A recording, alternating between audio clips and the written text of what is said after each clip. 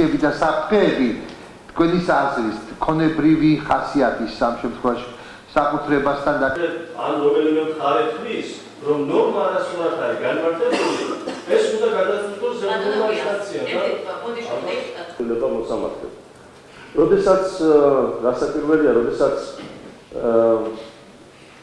აძლევ უფლებამოსილებას დროებით მართლებს იმ მომენტში, როდესაც როგორც საბჭოების უზრუნველყოფის საშუალებას და იქ შედის ერთ-ერთი პუნქტი, რომ შეიძლება გაასხვისოს ქონება, ეს საბჭოების უზრუნველყოფაში არ ჯდება. საერთოდ, მათ შორის არც მესამე პუნქტში, რომ მესამე პუნქტი საბჭოების უზრუნველყოფის ერთ-ერთი ნაწილი არის. საბჭოების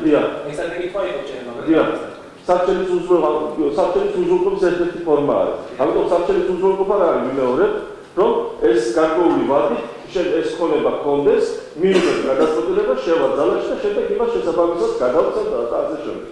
ამიტომ, როცა ამ ქონების დაკარგვის შესაძლებლობა არსებობს, ეს უკვე ეწინააღმდეგება კონსტიტუციას კი არა, თავად აი ამ მუხტსაც ეწინააღმდეგება.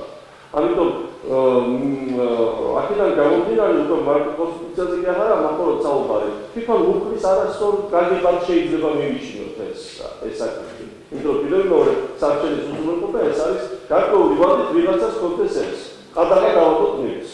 ამ დროს თქვენ აკეთებთ იმას, რომ ვიღაცას შეიძლება გადასცეს ეს ნივთი. საუბრობთ რომელიც მართლაც არჩენა მათ შორის გამძლეობა იქნებს ფინანსური ვალდებულებები, ან უარყოფითი ვალდებულებებზე წარმოადგენს მესამეებთან სკოლაში ის დადოს შრომის საშეკრულებები, შრომის საშეკრულებები შეიძლება რამაც თქმა უნდა ის შეიძლება სიმართლე რო გითხრათ ახლა მე როგორც ვიცი, მე მოწვეული ვარ ეს საპროცესო კოდექსი ეწინააღმდეგება თუ არა კონსტიტუციას.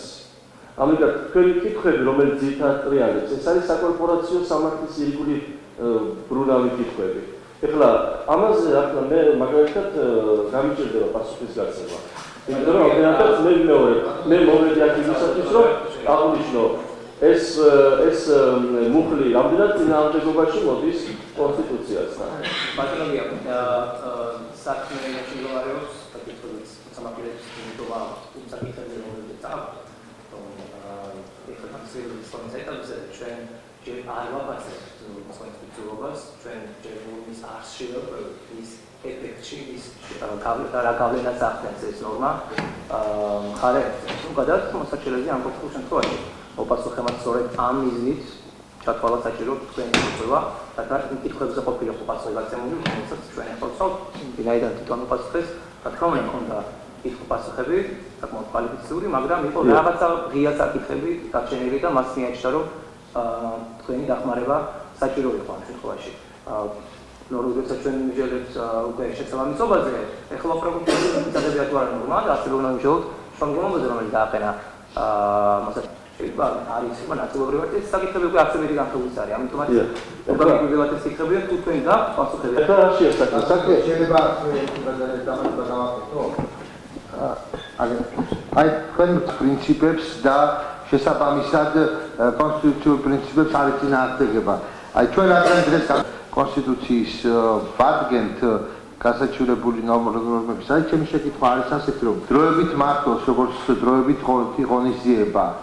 აი თქვენ როგორც ცივილისტი, როგორც დარგი სპეციალისტი, თქვენი წარმოდგენით ქონებრივი ზიანი ყველაზე უარეს შემთხვევაში ეს რისკის მატარებელი თუ არის გარკვეული რისკები, რომელსაც მაგალითად შეიძლება ის მივიჩნიოთ, რომ დაუშვათ 30 იქ მიანიჭა უფლება, რომ გაასხვისა ეს ნივთი, გაასხვისოს ნივთი. გამიგეთ და ეს თავად ეწინააღმდეგება აი 198 მუხლის მესამე ნაწილსაც. ამდენად ეს შეიძლება სადაო იქნებოდა მისი გადაწყვეტილება? რომ არა ეს ნორმები? ეს ერთი პუნქტი? არ იქნებოდა სადაო, მე ვთვლი რომ არ იქნებოდა სადაო. ანუ რომ ყოფილიყო ეს ნორმები, ან ნორმები რომელი ნორმას იცანე? რომელიც საჭიროა შესული ის ამ ნორმაზე გელაპარაკებით, რომელიც ტელეკომპანია საქართველოს აქვს. არა, ამ ნორმების მითითების გარეშე ის ვერ მიიღებდა გადაწყვეტილებას, იმიტომ რომ ლაპარაკი იყო საბჭოების უზრუნველყოფაზე. ანუ ამ ნორმების გარეშე ის ვერ მიიღებდა იმ გადაწყვეტილებას, რომელიც დღესდღეობით არის სადაო. დღესდღეობით არის სადავდია, დღესდღეობით არის სადავ. თუმცა ვიმეორებ, იქ იმ განჩინებაში არის ერთი ნორმა, რომელიც თავად აი ამ ნორმასაც ეწინააღმდეგება. ან თქვენ მაგიტომ თქვით, რომ ეს იყო შეცდომა, სხვა არანაირი პრობლემა ვერ ხედავთ ამ განჩინებაში პროცესში? მე ჯერჯერობით ვერანაირ პრობლემას ვერ ხედავ ამ განჩინებაში. და აქედან გამომდინარე, მე საკუთრებული აბსოლუტურად მოარყოფ იმას, რომ ეს ნორმები კონსტიტუციას ეწინააღმდეგებოდა. კი, მაგრამ თუკი სწორედ ამ ნორმების გამო არის სადავო გადაწყვეტილება. მასე შეიძლება მოსამართლე დაუშვას შეცდომა ნორმის განმარტების დროს. მაშინ ყველა ნორმა უნდა გავაუქმოთ იმის გამო, რომ ის ეწინააღმდეგება კონსტიტუციას. საჭიროა ჩვენ გვაქვს კანონები, სადაც ყველაფერი ყოველთვის გაწერილი არ არის და მოსამართლეს ვაძლევთ შესაძლებლობას, უფლებამოსილებას, რომ მან შემოქმედებითად მიუდგეს ისევ იმ პრინციპებიდან გამომდინარე, რაც ერთ მხარეს აზარალებს. ჩვენ არ საერთოდ სასამართლოს გადაწყვეტილება ერთ მხარეს აზარალებს. მაგერ თქვენ სპეციალისტი ხართ, სამართლის სპეციალისტი, კონკრეტული შემთხვევები იძლევა თუ არა მის საფუძველს, რომ კანონმდებლობა დაიხვეწოს. სწორედ ის ნორმები, რომელიც არის საკამათო, აღარ იყოს ან დაზუსტებას. არა, მე ვთვლი, რომ აი ამასთან მიმართებაში კანონმდებლობას აბსოლუტურად არ ჭირდება დახვეწა, თუნდაც იმიტომაც, რომ ეს ნორმები არის გერმანულ სამართალშიც, ბულგარულ სამართალშიც, ფრანგულ სამართალშიც, ამ ნორმების გარეშე უბრალოდ სარჩელის უზრუნველყოფა გამორიცხულია. როგორი შეიძლება უზრუნველყოთ სარჩელი? უბრალოდ ეცეთ რა არის ახლა, როდესაც მე ვითხოვ, რომ აი მის ქონებას, მეორე მხარის ქონებას დაედოს მაგალითისთვის ყადაღა, ხომ შეიძლება რომ მე დავადე ყადაღა და მან ზიანი განიცადა, ამ დროს მან მოიგოს. ეხლა ზიანის ანაზღაურების საკითხი დადგება, ხო?